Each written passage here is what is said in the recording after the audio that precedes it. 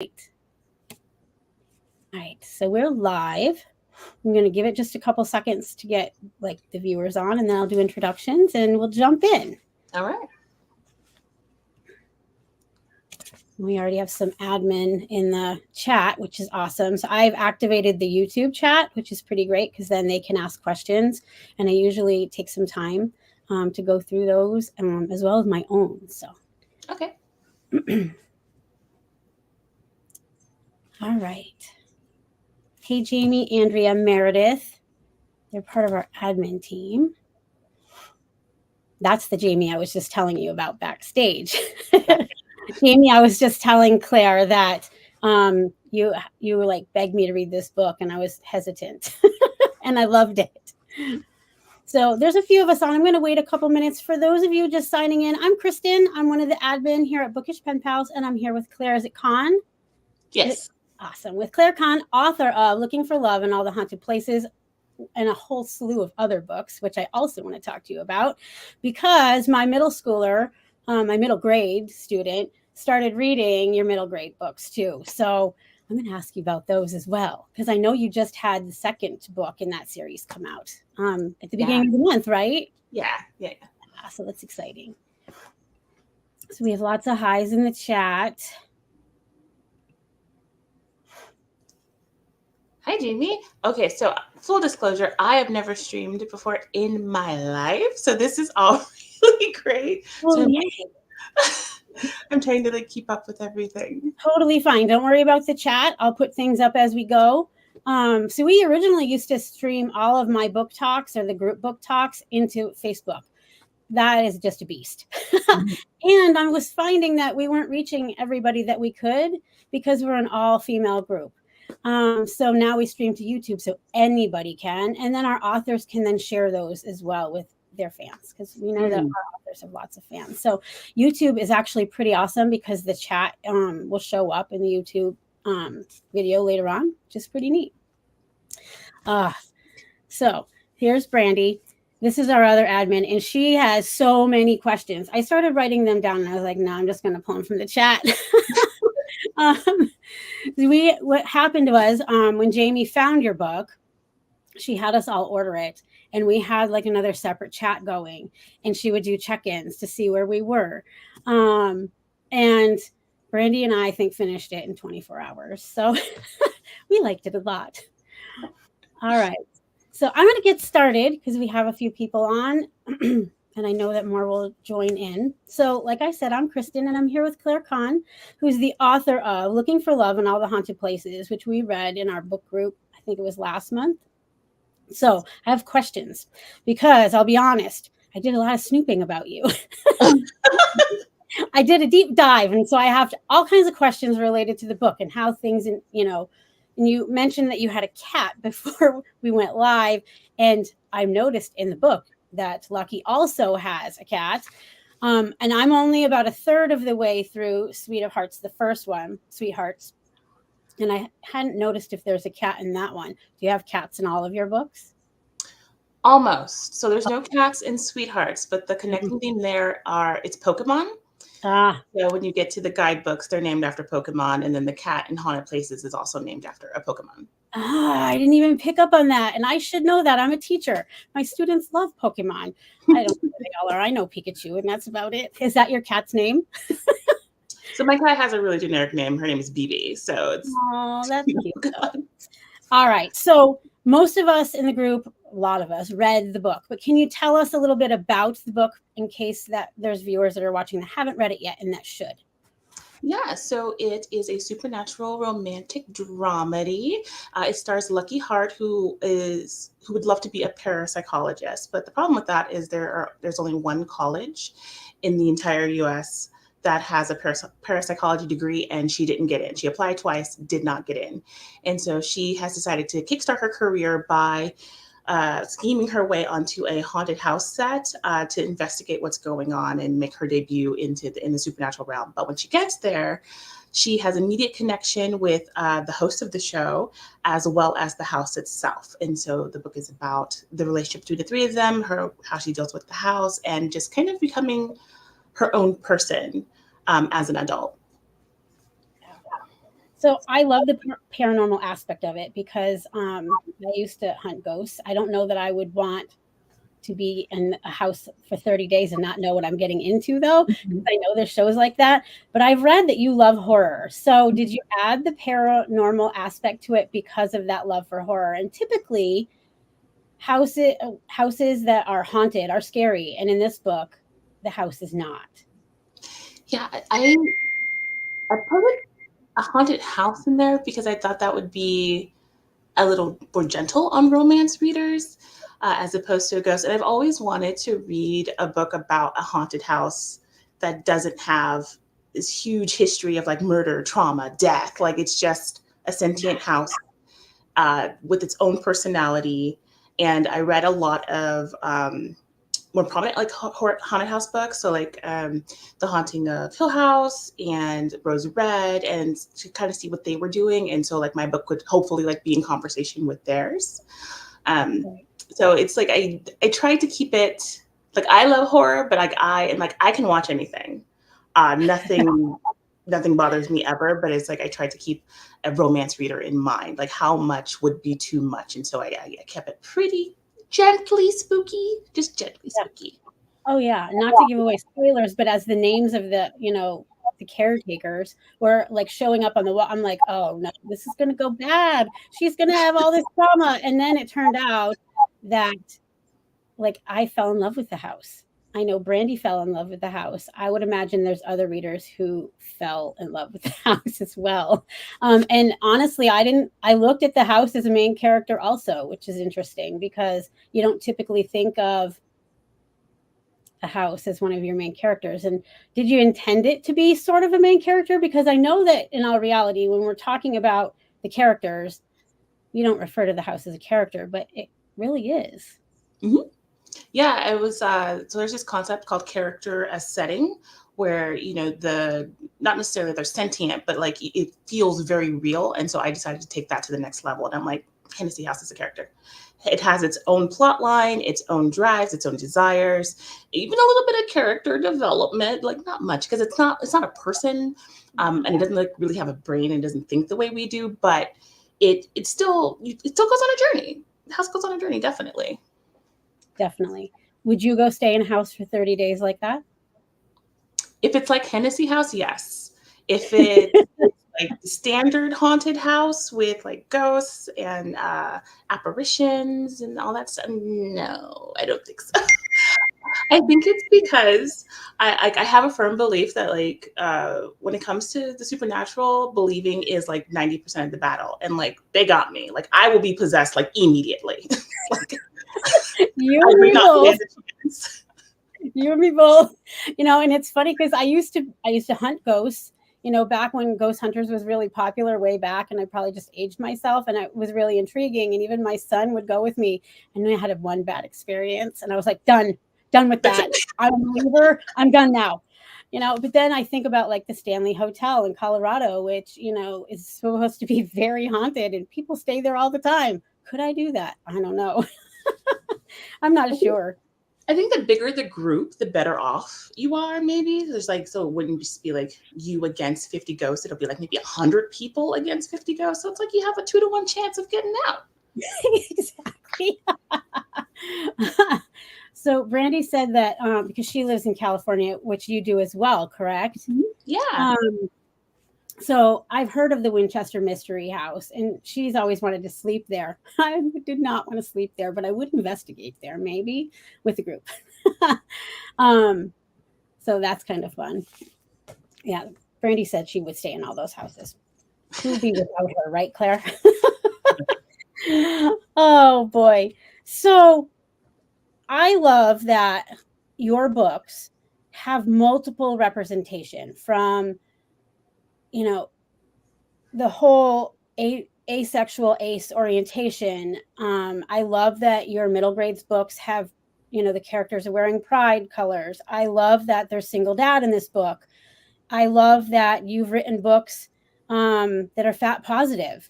That's really important, I think, to kids now and even adults to be seeing those sorts of things.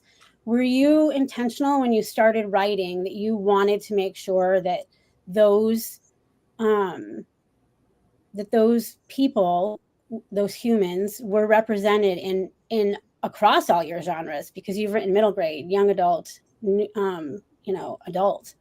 Was that on purpose, or did it just sort of happen? In the beginning, it just sort of happened.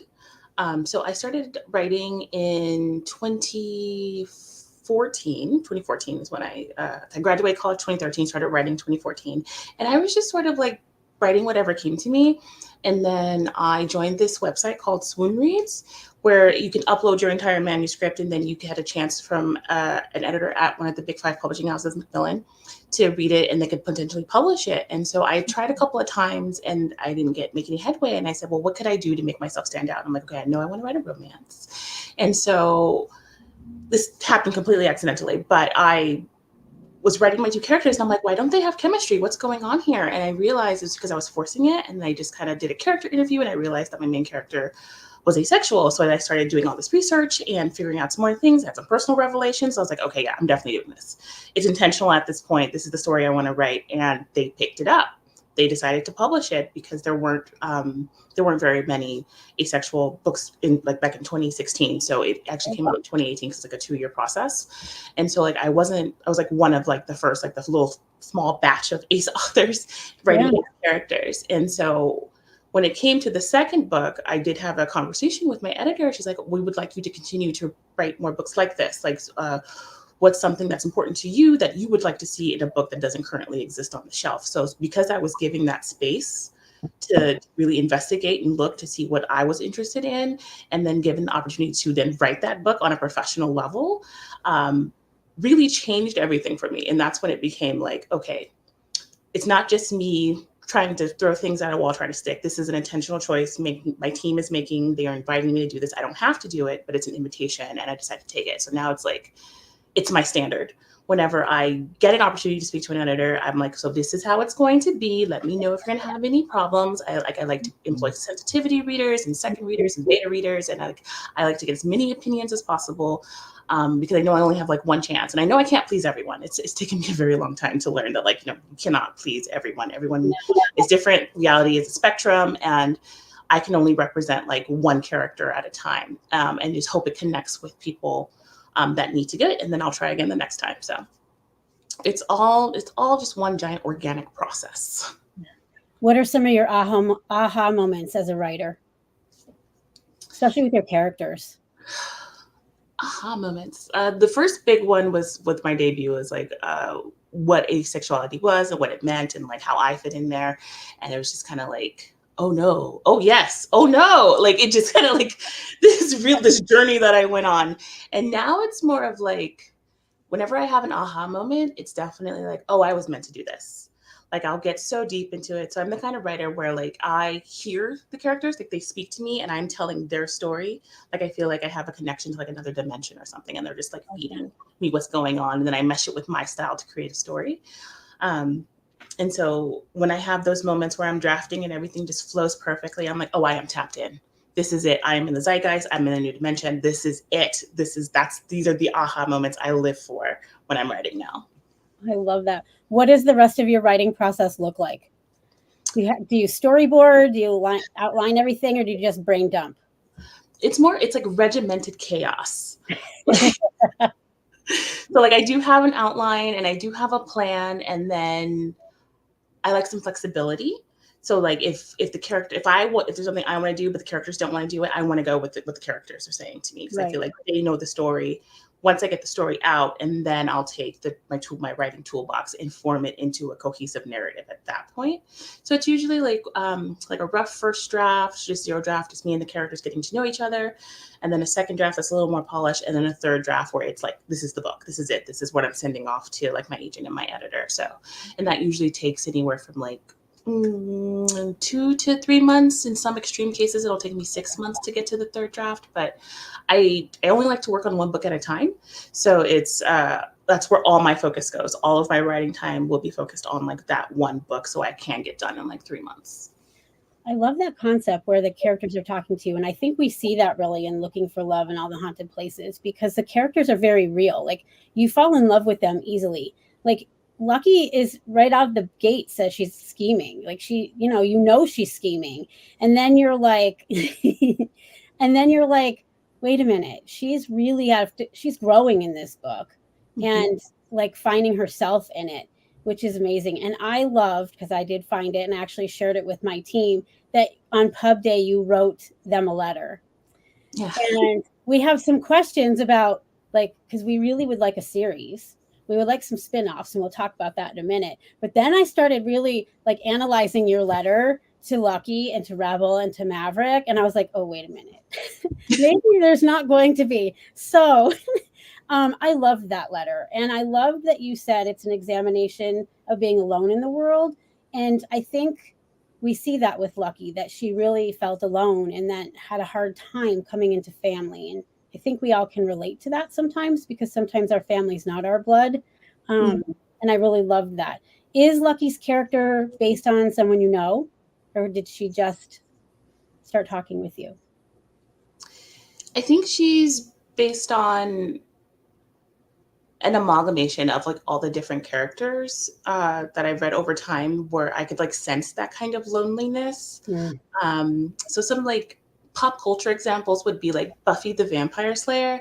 Like, I know it's a little old. Say with me or say with me, but because she had these abilities, she had like a superiority complex, and she just felt really isolated. Even though she did have her friends and her family, they really couldn't relate to her because she was the Slayer. And so I was always really drawn to that kind of like isolation, where it's like you have this ability or there's something very different about you that inhibits you from connecting with others. And a personal journey that I went on is I was researching autism, and what one of the reasons why I love TikTok is it allows people to tell their stories, in their words. And there's this huge autistic community there that I really connected with for a lot of different reasons I don't want to talk about. But they one of the things they talk about is how much they struggle with like loneliness and the concept of like being alone versus being lonely, which are like two different things. And so like that definitely like went into the book as well. Like I'm directly speaking to the people who struggle with being alone versus being lonely. Right. I think a lot of us can relate to that too. So I know Brandy is dying for me to ask. So, and please say yes. I'm going to get to see Lucky again.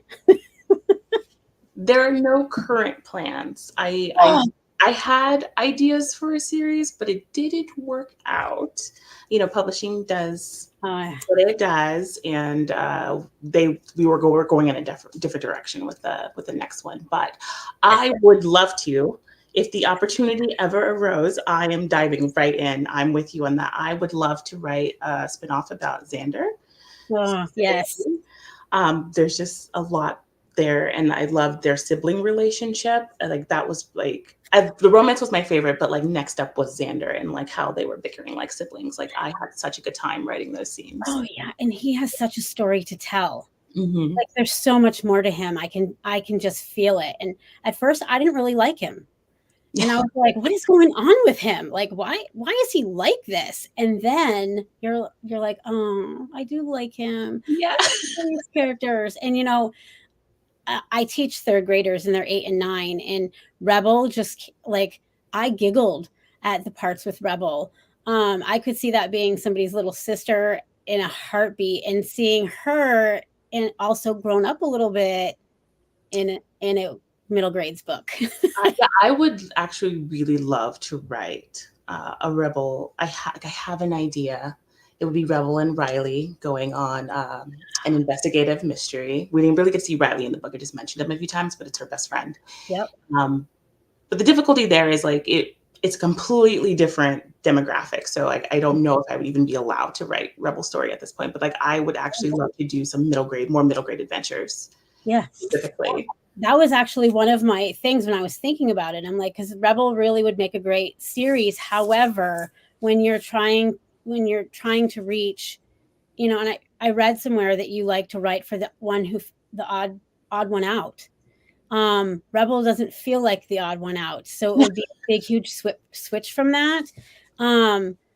So I would imagine that would be difficult, but we'll It's write just your editor fun. and your agent, and we'll fight for you.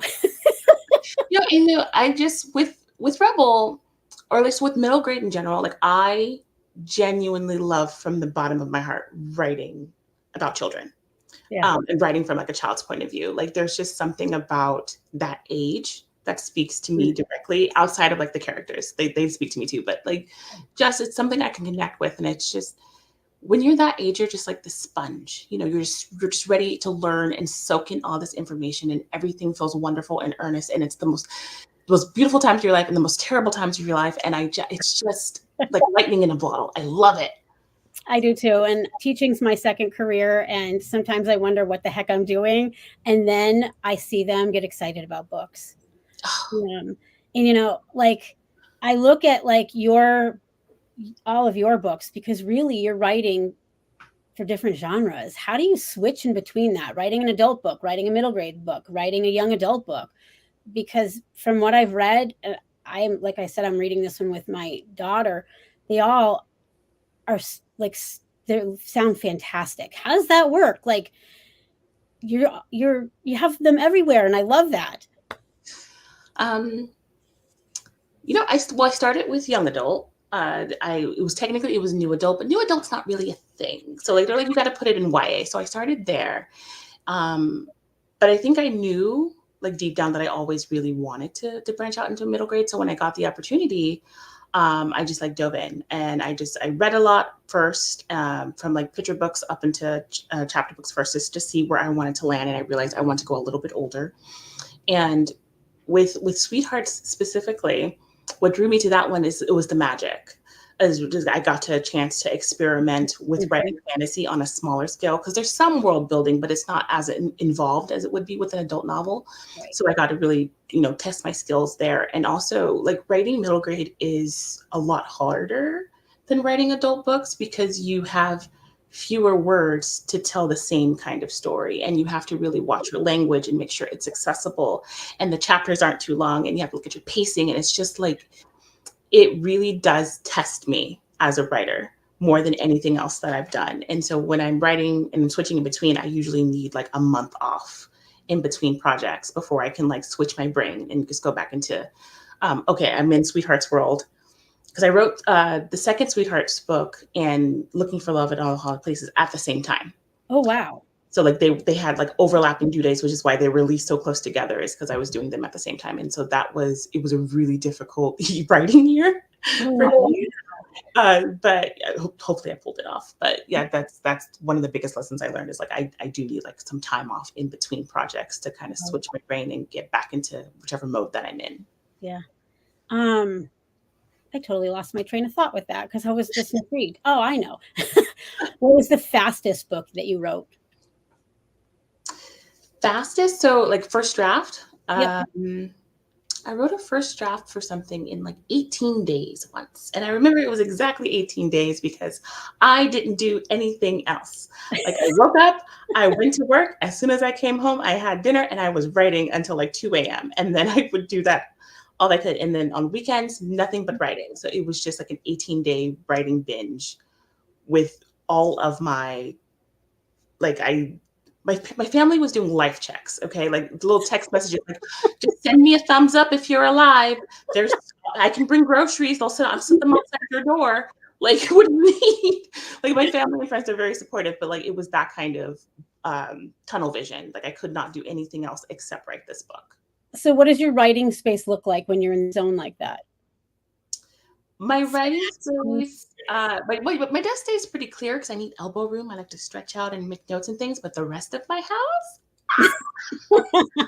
it was a disaster and have like laundry, dishes, everything else, just absolute disaster. And after I finish, I sleep for a day and then I get up and then I clean and just get everything back to reset.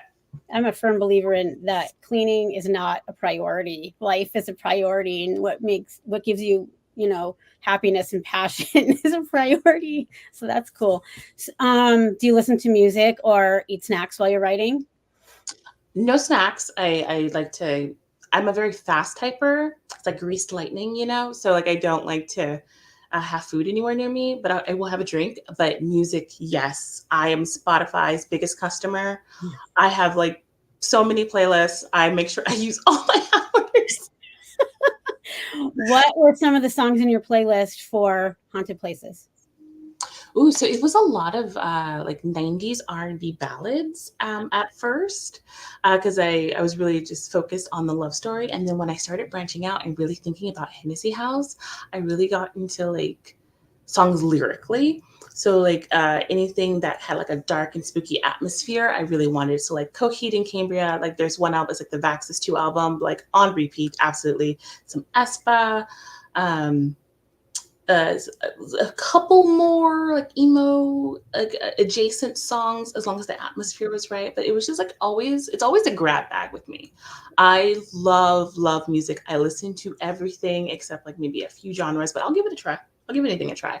There's just something about being able to tune out the lyrics and listen to the music. And so I love listening to music in different languages as well, because I don't know what they're saying, but it sounds good and I can feel it in my heart. But yeah, it's like writing to music is like a really huge part of my process. Was there any one song that you played on repeat over and over and over because it just got you right in the zone? For haunted places, I don't think so. No, I think it was just like the whole playlist just playing. Right now, though, that is happening. It's a little unconventional. The song is called "Theme of Laura," and it's from like Silent Hill 2 soundtrack, and it's like completely instrumental. It has like the perfect vibe. This is very specific, but there's this movie called The Rage, Carrie 2. So it's like a sequel to Carrie that came out in like, I think it was in the early 2000s. Yep. It has that vibe. Like that vibe of that movie is that song. And it's just literally on repeat. As soon as I hear it, I am back in the scene. I'm ready to go. So I actually don't want to know how many times I've listened to it. Like I'm glad Spotify doesn't tell me, because it has to be in like the hundreds, possibly thousands. That's awesome. Does that mean that you're working on a spookier book? I was at that time, but I just had to switch gears and go back to romance land. So I'm working on another romance now. Yeah, I find it fascinating that you love horror and you're writing romance. I feel like the two are just really closely related in terms of, especially with the character arc and the plot beats when you really examine them. Because you're meet cute with, the love interest, and you have your meet cute with the killer. Or I guess kill cute. I don't know. I love that. I'm going to look at horror in a totally different way now because I have a really hard time with horror. Although I find myself reading a lot of things about vampires, like graphic, bloody zombie stuff too. Love vampires. I love zombies. All right. So Brandy has a question. When you're writing another book, do the characters from your past ever knock and be like, let me in? Oh, that's a great question. I don't think that's ever happened. Unless I'm writing books too close together, like if I don't take my usual month off, that'll happen where I'll still keep hearing them. So one couple that I hear a lot is like the Romantic Agenda. I hear the main characters named they're Joy and Fox. I hear them all the time. Their story is still going in my head. And it took me quite a bit to get out of Sweethearts as well. Like in my mind, Cora, Rose, and Rebel are all friends. Like that's how much overlap there was between those two books. It's like, oh yeah, they would absolutely be friends. Maybe Rebel needs to show up in Sweethearts 3. We could squeak her in that way. Yeah, I would love to. But those two are actually like two different universes. So I know, but we gotta get Rebel somehow. So that would be Places is its own thing, but all of my contemporaries, including the YA, they all take place in the same universe. All right. Phoenix has a question that says, do you take screenshots of songs to go back to later? Screenshots. No, I don't do screenshots, but I use my phone. So like, you know how Google has that that function where you can search the song, just hit the little music note and then it'll search song for you.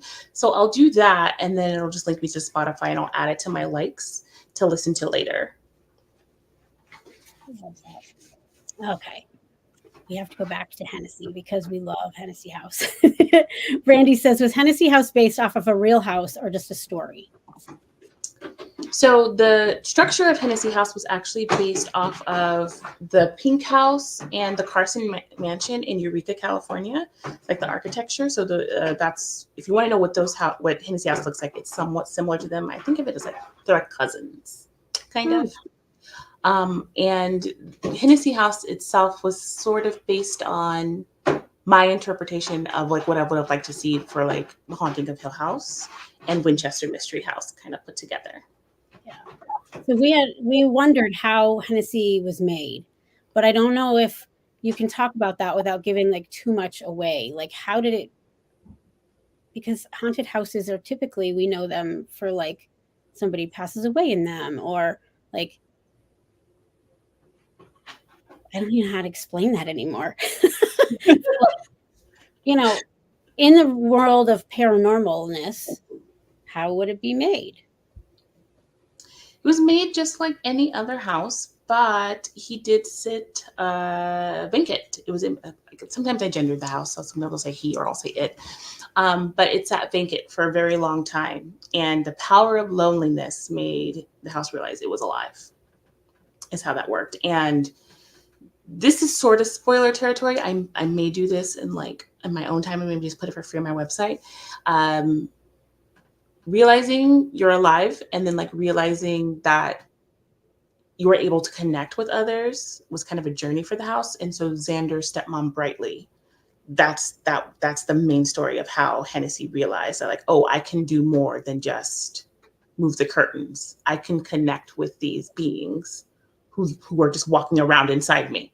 Like I can like extend my reach. So like really that's the story there. It's what happened between Hennessy House and Brightly. Bonus chapters, yes. Right? This is content when Barnes and Noble sprays all the edges on this book, right? If that ever happened, I would absolutely. We will totally petition for that as well. Yes. We got you. Oh wait, I'm wrong one. Was it built on a particular plot of land? Nope, just regular house. All right. Who's your favorite character in this book? Do you have one? Yeah. I know, it's like the cursed question, you know. Who's my favorite child? Oh no. Tell them. We won't tell them. Okay, I think it would be easy to say Lucky, obviously, because she's the protagonist, but outside of Lucky and Maverick, probably Rebel. I think Rebel was just so much fun. Yeah, Rebel. Definitely Rebel. I love that. Englandgar. I think it's fantastic. So what advice do you have for kids and ultimately their parents, really, reading your books and feeling like maybe they're the odd ones out too? Like, what would you want them to get out of your books? Ooh, okay. Learn from them.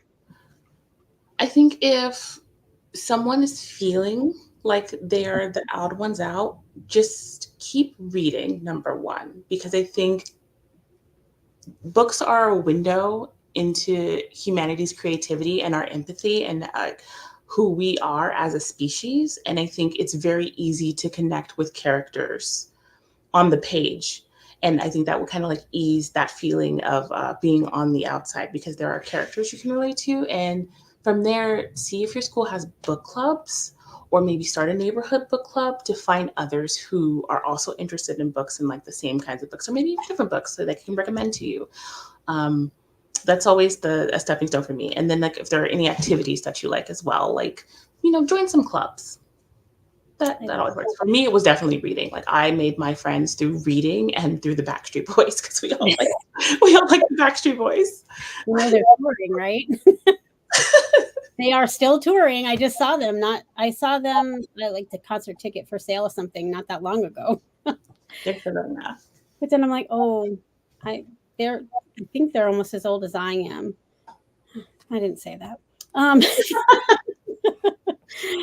All right. So let's do some rapid fire questions. All right. I already asked you about snacks. Coffee or tea? Coffee. Decaf or caffeinated? Both. Oh, flavored or unflavored? Like, is it mocha coffee? Is it vanilla coffee? My partner loves blueberry, or I don't know, drinks. Blueberry. Okay. Vanilla cinnamon. Okay. Default. I love cinnamon. Right. Favorite tea? I don't really drink tea. Okay. Iced? Not even iced? Not really. No. We have a lot of tea drinkers in our group. We share them amongst ourselves. All right. I know that you're an avid reader when you were a child. What was your favorite book as a child that you read over and over and over? Was there one? Matilda. Oh, I love that one. Mm-hmm. Oh, Roald Dahl is amazing anyway. I use his books to teach reading in my classroom. Matilda's wonderful. Did you like the book or the movie better? I love them. I love them both. So, like being in Ottawa now, I related to Matilda. That was the first book where I was like, "Oh, she's me. Like this is exactly how I feel." I don't want to like divorce my parents or anything like that, but I kind of felt that way with in terms of like reading and wishing I had telekinesis. But there's something so special about the movie with Mara Wilson, even though it does kind of stray from the book a little bit. But I feel like it had the spirit. It really tapped into the spirit of like Roald Dahl's writing and like the feelings there. So I just really loved it. Love that. Favorite horror novel? Oh my gosh. I don't know. I don't know if I have one, but one I did read recently, it's called Leech. Oh. So that was really good. Favorite horror writer? Right now, it changes all the time. I would say like Isabel Canas. I think that's how you pronounce her last name. I'm probably said it wrong. But she wrote Vampires of El Norte, and it's horror romance. Okay, like she did the thing I've been trying to do my whole life. I loved it. Sort of like Butcher and Blackbird. You know, the serial killers are falling in love. I'm in the middle of that one. Yeah. Oh, it's such a good one. Such a good book. Favorite trope? Favorite horror trope would be found footage. I love a good found footage. And then favorite romance trope. I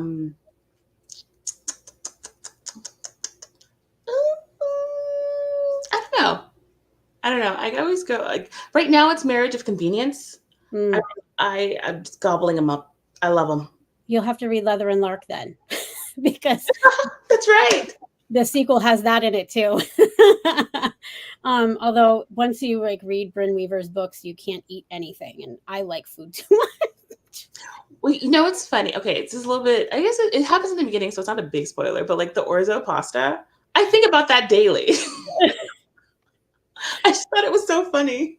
I eat ice cream on a daily basis, so I can't get it out of my head at all. And being gay, it's even worse. Like, I'm like, stop thinking about it. Just stop thinking about it. Just eat your ice cream. It's all good. It's fine. It's fine.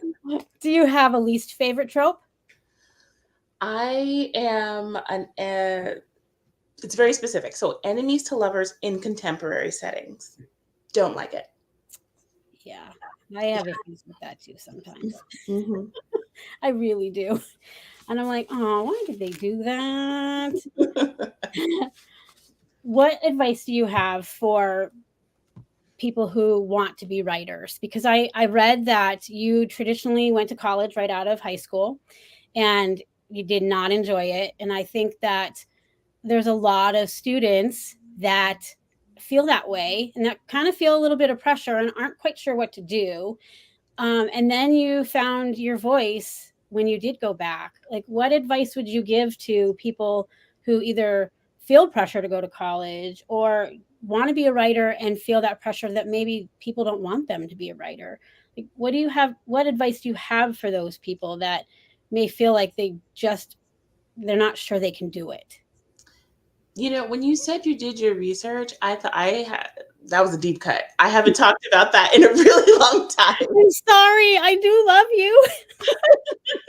No, it's fine. I was really shocked. That is true. Yeah, I did go to college right out of high school. It was a bad idea. I was not emotionally or mentally ready to do that, but my parents really wanted me to go. And it was really hard. It was really hard, having that conversation with my dad specifically, saying like, hey, I'm not ready to do this. Financially, I'm getting worried. I don't want to sign for these loans because I'm going to date myself here, but back then, this was when the bulk of millennials were signing those gigantic loans because we were told like you need a degree to get a good job and start your life. And so like I was part of that group. And I saw the writing on the wall immediately and I'm like, I'm not doing this. And I got into a pretty big fight with my dad about it. But it was fine. He forgave me.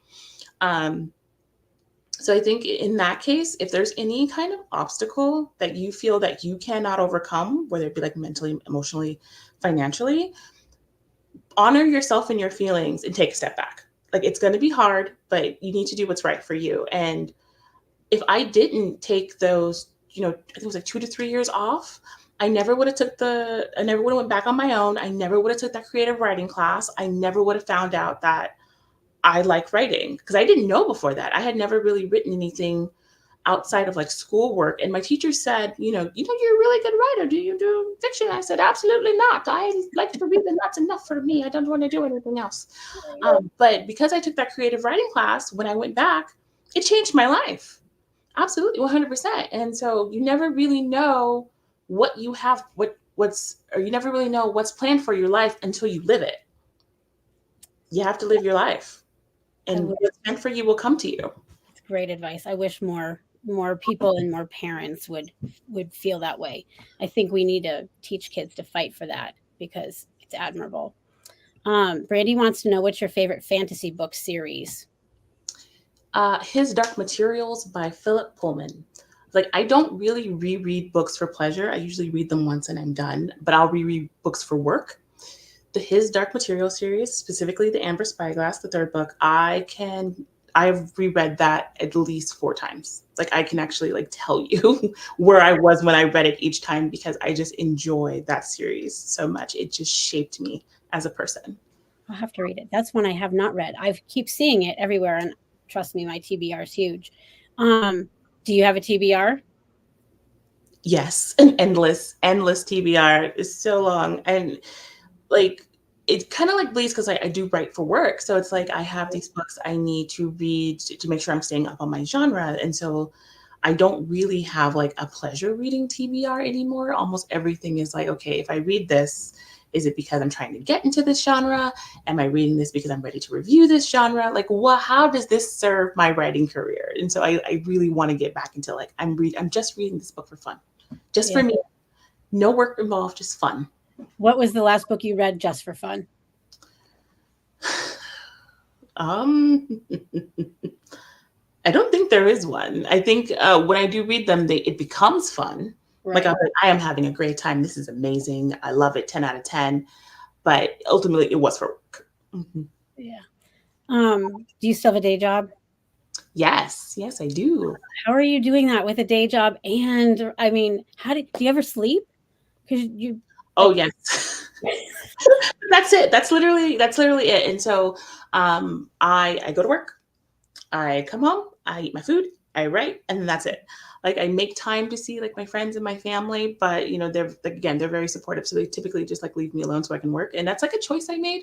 Like I do think it's possible to have more of a social life and stay as busy as I am, but I just personally don't because I'm in a place where like working is the most important thing to me. It might not be in 5 years. I might change my mind, but for right now, this is where I'm at. And it's okay. It's okay. If you can only write like 500 words a day, or if you can only like devote 1 hour to your novel, that's fine. That's better than nothing. Right. Like do what you can. Like, I don't want people to like ever feel shame for not producing at the rate like that I do, because like my work is so intense because I do have like, a day job, but it's, if you don't want to make the sacrifices, you don't have to.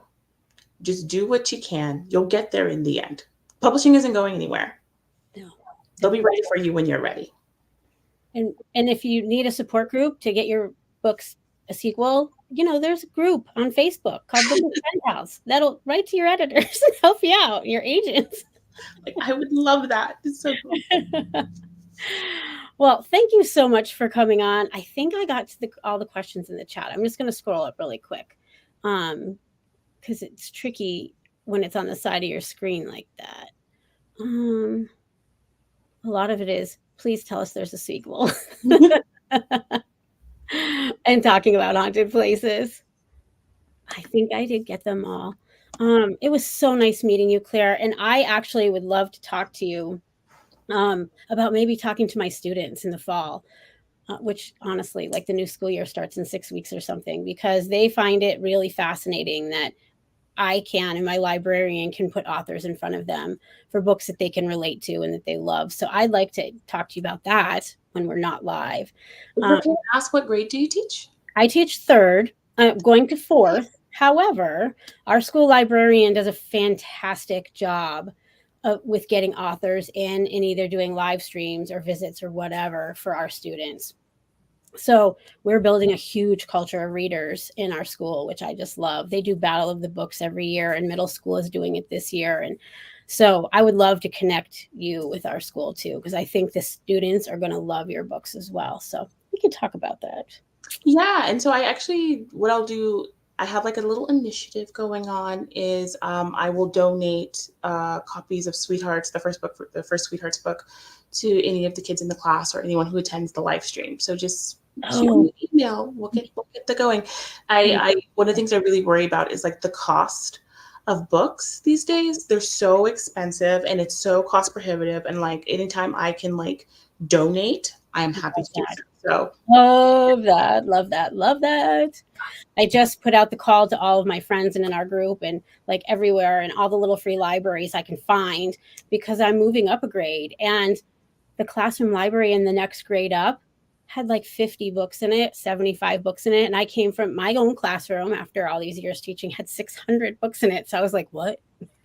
We can't have that. And so that I just have been hoarding all the books. So I love that. And I also use class sets when I'm teaching reading groups. So I think those are important too, where teachers can have multiple copies of books too, that they can, it's hard to find content that's appropriate for our age groups because they read everywhere from second grade to high school level. Yeah. So that's wonderful. I'm going to email you about that. So thank you so much for coming on. I appreciate it so much. We've been looking forward to this, and I cannot wait to talk to you about your next project too. I had such a great time. This was so lovely. And thank you, Brandy. You were so lovely. I loved all your little questions. All right. Thanks, everybody. Have a great weekend. Bye. Bye.